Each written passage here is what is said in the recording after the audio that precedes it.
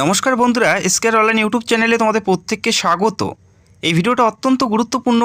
যারা তোমরা WBP constable পরীক্ষায় বসতে চলছো 30শে নভেম্বর যারা তোমরা পরীক্ষায় বসতে চলছো, এই ভিডিওটা অত্যন্ত গুরুত্বপূর্ণ এবং প্রত্যেকেরই জন্য আমার তরফ থেকে রইল শুভকামনা। প্রত্যেকে সাকসেস হও, ভালো পরীক্ষা দাও, এটাই আশা করব। তো ভিডিওটা অত্যন্ত গুরুত্বপূর্ণ। যারা তোমরা পরীক্ষায় বসতে চলছো, অনেকেই তোমরা কমেন্ট করছো যে এডমিট কবে ডাউনলোড করতে পারবো, কী করে ডাউনলোড করব, বা অনেকেই বলছো এমনও প্রার্থী রয়েছে যাদের সিরিয়াল নাম্বার জানা নেই, তারা কি করে এডমিট কার্ড ডাউনলোড করবে এবং কবে করতে পারবে, কোন ওয়েবসাইটের মাধ্যমে করতে হবে, প্রত্যেকটা বিষয় আমি তোমাদের জানাবো। যাদের সিরিয়াল নাম্বার নেই, অনেকেই রয়েছে যে অ্যাপ্লাই করার পর সিরিয়াল নাম্বারটি ভালো করে রাখেনি, তারা কি করে এডমিট ডাউনলোড করবে বা কি করে পরীক্ষায় বসবে, সেটা আমি তোমাদের ভিডিওতে জানাবো। পাশাপাশি বিগত যে নিয়োগটি হয়েছে 20 এবং 21 শেষবার, এরপরে আর ডাব্লিউবিপি কনস্টেবলে নিয়োগ করা হয়নি, সেই নিয়োগের কাট অফ কত ছিল।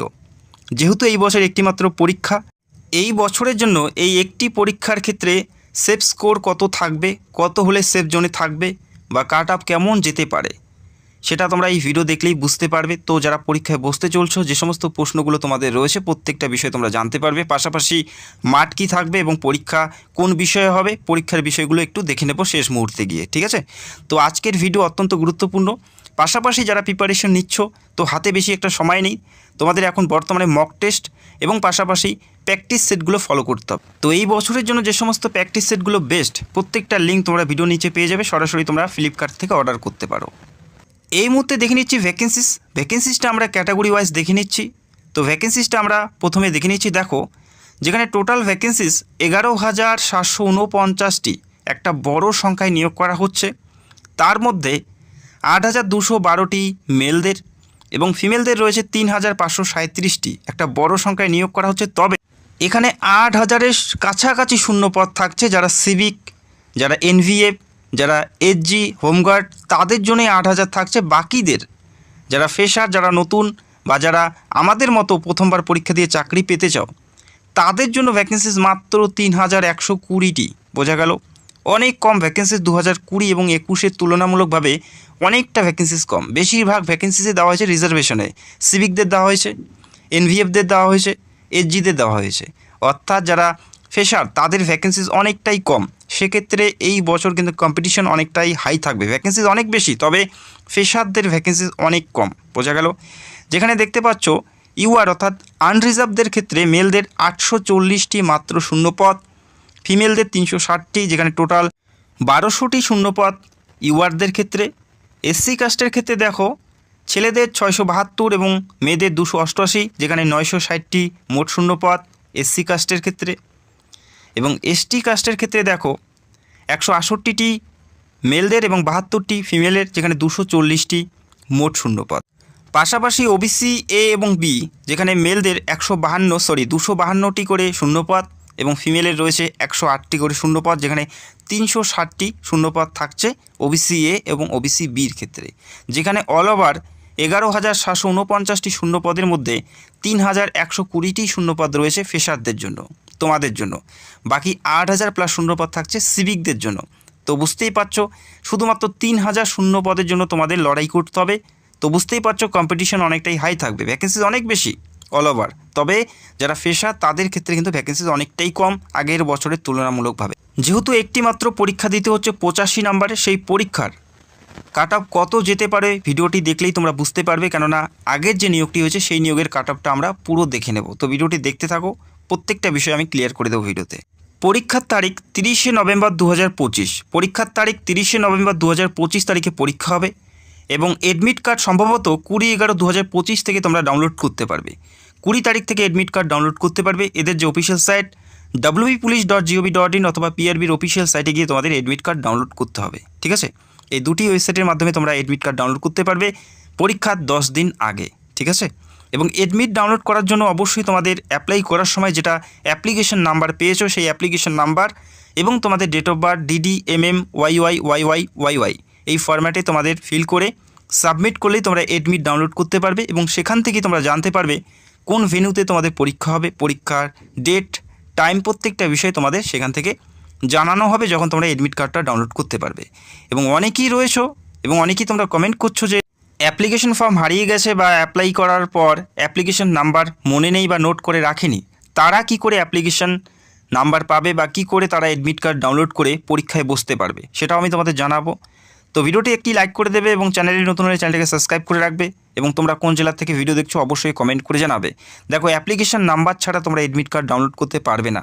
যারা হারিয়ে ফেলেছো অবশ্যই তোমাদের অ্যাপ্লিকেশন নাম্বার বের করতে হবে, তারপরে তোমরা অ্যাডমিট ডাউনলোড করতে পারবে।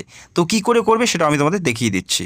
পিআরবি বোর্ড থেকে একটি নতুন পোর্টাল ওপেন করা হয়েছে এবং লিঙ্ক দেওয়া হয়েছে, সেখান থেকে তোমরা জানতে পারবে no your application serial number. তোমাদের সিরিয়াল নাম্বারটা তোমরা জানতে পারবে এখান থেকেই, সেটার লিঙ্ক তোমরা ভিডিও নিচে পেয়ে যাবে এবং তোমাদের অ্যাপ্লিকেশন স্ট্যাটাস চেক করতে পারবে। যদি তোমরা চাও যে আমার অ্যাপ্লিকেশনটি সঠিকভাবে জমা পড়লো কি না বা রিজেক্ট হলো কি না, সেটাও তোমরা এখান থেকে চেক করতে পারবে। তো এখানে কি করতে হবে, তোমাদের যে ফোন নাম্বার দিয়ে তোমরা রেজিস্টার করেছো সেই ফোন নাম্বারটা এখানে এন্টার করতে হবে। অন্য কোনো ফোন নাম্বার দিলে হবে না। যে নাম্বার দিয়ে অ্যাপ্লাই করেছো সেই নাম্বার প্লাস তোমাদের ডেট অফ বার্থ এখানে মেনশন করে সার্চ করলেই তোমাদের অ্যাপ্লিকেশন নাম্বার চলে আসবে। তোমার ফোন নাম্বার, ইমেল অ্যাড্রেস, প্রত্যেকটা বিষয় তোমরা এখান থেকে দেখতে পারবে। তো এখানে তোমাদের ফোন নাম্বার এবং তোমাদের ডেট অফ বার্থ মেনশন করে সার্চ করলেই তোমাদের অ্যাপ্লিকেশন সিরিয়াল নাম্বার পাশাপাশি প্রত্যেকটা ডিটেলস তোমরা এখান থেকে শো করতে পারবে এবং সেখান থেকেই তোমরা সেই নাম্বারগুলো কপি করে বা সেভ করে তোমরা অ্যাডমিট কার্ড ডাউনলোড করতে পারবে। তো আশা করি তোমরা বুঝতে পারলে। লিঙ্ক তোমরা ভিডিও নিচে পাবে। যাদের অ্যাপ্লিকেশন নাম্বার হারিয়ে গেছে তারা এভাবেই অ্যাপ্লিকেশন নাম্বারটি বের করে তারপরে তোমাদের অ্যাডমিট ডাউনলোড করতে হবে। বোঝা গেল? এবং শেষ মুহূর্তে আমি তোমাদের আরও একবার জানাচ্ছি ফিজিক্যাল মেজারমেন্ট এবং ফিজিক্যাল এফিসিয়েন্সি টেস্ট এবং পরীক্ষা কী কী থাকবে। অনেকেই জানে না এখনও, অনেকেই কমেন্ট করে। তো যার কারণে কিন্তু এই বিষয়টা আমি এই ভিডিওতে অ্যাড করে নিলাম। যেখানে দেখো, এখানে অ্যাপ্লাই করার জন্য মেল প্রার্থীদের হাইট থাকতে হবে 167 সেন্টিমিটার। এটা কিন্তু মিনিমাম, এর থেকে কম হলে তোমরা কিন্তু এখানে কোয়ালিফাই করতে পারবে না। 167 সেন্টিমিটার মিনিমাম হাইট। পাশাপাশি ওজন থাকতে হবে 57 কেজি। ওজন থাকতে হবে 57 কেজি। 167 সেন্টিমিটার হাইট এবং ওজন থাকতে হবে 57 কেজি এবং চেস্ট থাকতে হবে 78 থেকে 83 সেন্টিমিটার। 78 সেন্টিমিটার নর্মালি এবং ফুলিয়ে 83 সেমি করতে হচ্ছে অল প্রার্থীদের ক্ষেত্রে, মেলদের। ঠিক আছে? এবং গোর্খা, গারোয়ালিস, রাজবংশী এবং সিটুল ট্রাইব যারা রয়েছে তাদের ক্ষেত্রে দেখো, তাদের ক্ষেত্রে হাইট থাকতে হবে 160 সেন্টিমিটার, 160 সেন্টিমিটার থাকতে হচ্ছে যারা গোর্খা, গারোয়ালিস, রাজবংশী এবং সিটুল ট্রাইব। বোঝা গেল? এটা মিনিমাম হাইট, এর থেকে কম হলে তোমরা কোয়ালিফাই করতে পারবে না। যারা গোর্খা, গারোয়ালিস, রাজবংশী এবং সিটুল ট্রাইব রয়েছে 160 সেন্টিমিটার, ওজন থাকতে হবে 53 কেজি, চেস্ট থাকতে হবে 76 থেকে 81 সেন্টিমিটার। বোঝা গেল? এটা হচ্ছে মেল প্রার্থীদের দেখতে পেলে। পাশাপাশি ফিমেলদের যেটা থাকতে হবে 160 সেন্টিমিটার হাইট থাকতে হবে, 49 কেজি ওজন থাকতে হবে। পাশাপাশি যারা গোর্খা, গারোয়ালিস, রাজবংশী এবং সিটুল ট্রাইব অর্থাৎ এসটি প্রার্থী তাদের থাকতে হবে 152 সেন্টিমিটার হাইট এবং ওজন থাকতে হবে 45 কেজির মধ্যে। তাহলেই কিন্তু তোমরা এখান থেকে কোয়ালিফাই করতে পারবে, আদারওয়াইজ এখান থেকে কোয়ালিফাই করতে পারবে না। এরপরে মাঠ কী থাকবে সেটাও তোমরা দেখে নাও। মেল প্রার্থীদের যেটা থাকবে 1600 মিটার রান। মেল প্রার্থীদের 1600 মিটার রান, তারা সময় পাবে 6 মিনিট 30 সেকেন্ড। এই 6 মিনিট 30 সেকেন্ডে এই নির্দিষ্ট ডিস্টেন্স 1600 মিটার কমপ্লিট করতে হবে মেলদের। এটা হচ্ছে মেল প্রার্থীদের। এবং ফিমেলদের থাকবে 800 মিটার ডিস্টেন্স, তারা সময় পাবে 4 মিনিট। ফিমেলদের 800 মিটার 4 মিনিট এবং মেলদের 1600 মিটার 6 মিনিট 30 সেকেন্ড। এখানে ফার্স্ট সেকেন্ডের কোনো ব্যাপার নেই।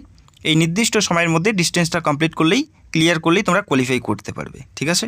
এটা তোমাদের মাঠ। তবে পরীক্ষার পরেই কিন্তু মাঠ থাকবে, পরীক্ষার আগে মাঠ থাকবে না। প্রথমে তোমাদের পরীক্ষা, তারপরে মাঠ থাকবে। যে পরীক্ষা তোমাদের দিতে হচ্ছে, দেখো একটা মাত্র পরীক্ষা দিতে হচ্ছে, এখানে পিলি বা মেনের কোনো ব্যাপার নেই। তো বলতেই পারো সরাসরি তোমাদের মেন পরীক্ষার মাধ্যমে নিয়োগ করা হচ্ছে। মেন পরীক্ষার পরেই তোমাদের মাঠ থাকছে। যেখানে দেখো, যে পরীক্ষা দিতে হচ্ছে 85 নম্বরের একটি পরীক্ষা থাকবে ওএমআর বেস্ট, অর্থাৎ অফলাইনে তোমাদের পরীক্ষা হবে। রাজ্যের প্রত্যেকটা জেলাতেই পরীক্ষা সেন্টার পাবে। এমসিকিউ টাইপের পরীক্ষা, প্রশ্নপত্র থাকবে যেখানে প্রত্যেকটা প্রশ্নের মানে 1 করে থাকবে এবং 1/4 হিসেবে নেগেটিভ মার্কিং, অর্থাৎ 4টা ভুল উত্তরের জন্য তোমাদের 1 নাম্বার কেটে নেওয়া হবে। বোঝা গেল? 4টা করে অপশন দেওয়া হবে, সেখান থেকে সঠিক উত্তর বেছে নিতে হবে।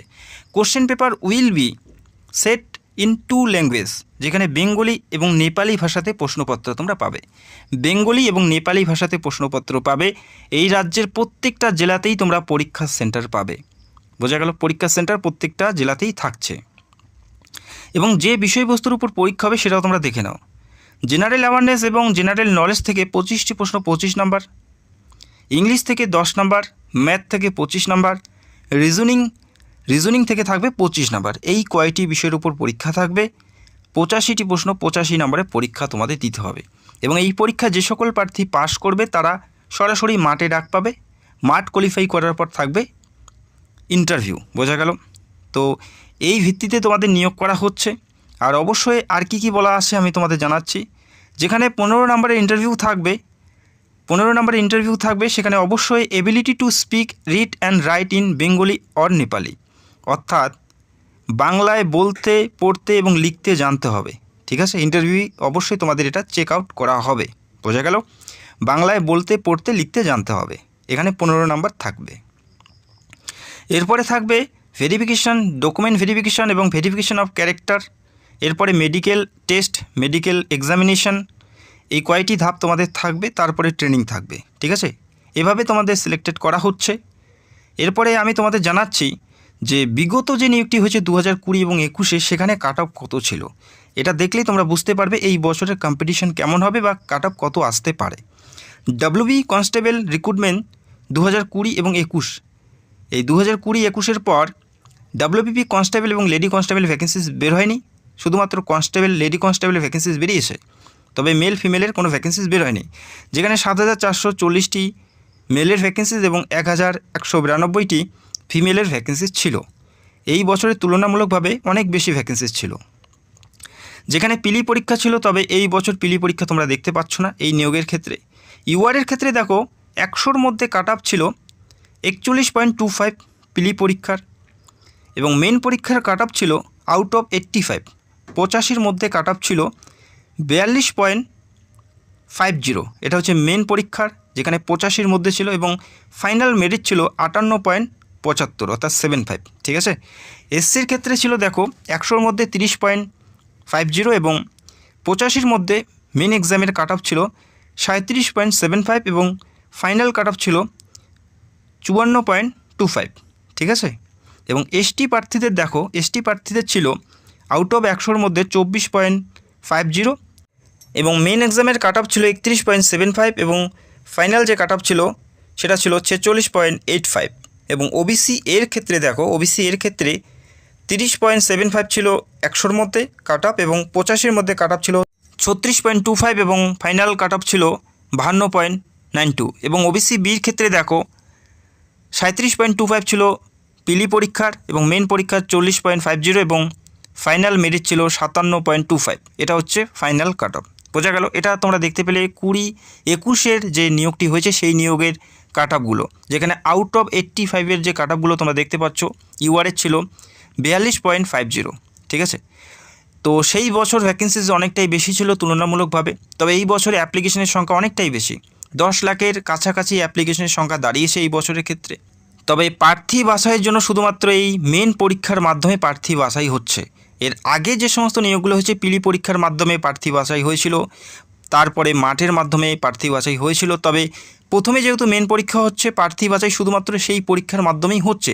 সেক্ষেত্রে বলাই যেতে পারে যে এই বছর যে পরীক্ষাটা দেবে সেই পরীক্ষার কাট অফ অনেকটাই বেশি থাকবে, কেননা প্রার্থী বাছাইয়ের জন্য কোনো পিলি পরীক্ষা হয়নি বা কোনো মাঠ হয়নি, প্রথমেই পরীক্ষাই হচ্ছে। সেক্ষেত্রে যারা অ্যাপ্লাই করেছে, যাদের অ্যাপ্লিকেশন সঠিকভাবে জমা পড়েছে, তারা প্রত্যেকেই পরীক্ষা দেবে। সেক্ষেত্রে অবশ্যই কাট অফ অনেকটাই বেশি যাওয়ার সম্ভাবনা রয়েছে। ইউআর, এসসি, এসটি, ওবিসি প্রত্যেকেরই কাট অফ অনেকটাই বেশি যাবে। তো আশা করি তোমরা বুঝতে পারলে 50-এর নিচে কোনো ধরনের কাট অফ কিন্তু থাকবে না, এটা কিন্তু আমি তোমাদের বলতে পারি। আর বাকিটা অবশ্যই তোমাদের মতামত তোমরা জানাবে। যেহেতু পরীক্ষা হয়নি, কোশ্চেন পেপার এখনও বের হয়নি, তো কাট অফ বলা সম্ভব হবে না। তো একটা আন্দাজ আমরা করতেই পারি বিগত নিয়োগ অনুসরণ করে, কেননা এর আগে যে নিয়োগটি হয়েছে ভ্যাকেন্সিস অনেক বেশি ছিল। ঠিক আছে, এই বছর যেহেতু ভ্যাকেন্সিস কম এবং প্রার্থী বাছাইয়ের জন্য কোনো পিলি পরীক্ষা হচ্ছে না, সেক্ষেত্রে বলাই যেতে পারে 50-এর উপরে তোমাদের নাম্বার তুলতেই হবে সেফ স্কোর হিসাবে। তো আশা করি তোমাদের বোঝাতে পারলাম। তোমাদের মতামতগুলো অবশ্যই জানাবে, তোমরা কোন ক্যাটাগরি থেকে বিলং করো এবং তোমাদের অনুযায়ী তোমাদের মতে কত কাট অফ আসতে পারে ক্যাটাগরি ওয়াইজ অবশ্যই তোমরা কমেন্ট করে জানাবে। এডমিট ডাউনলোড করার সময় যদি কারো কোনো সমস্যা হয় সেটাও তোমরা কমেন্ট করবে, আমি অবশ্যই তোমাদের প্রসেসটি স্টেপ বাই স্টেপ তোমাদের দেখিয়ে দেবো। যারা চ্যানেলে নতুন দর্শক, চ্যানেলটাকে সাবস্ক্রাইব করে রাখবে। তো ভিডিওটি দেখার জন্য অসংখ্য ধন্যবাদ। Thank you so much.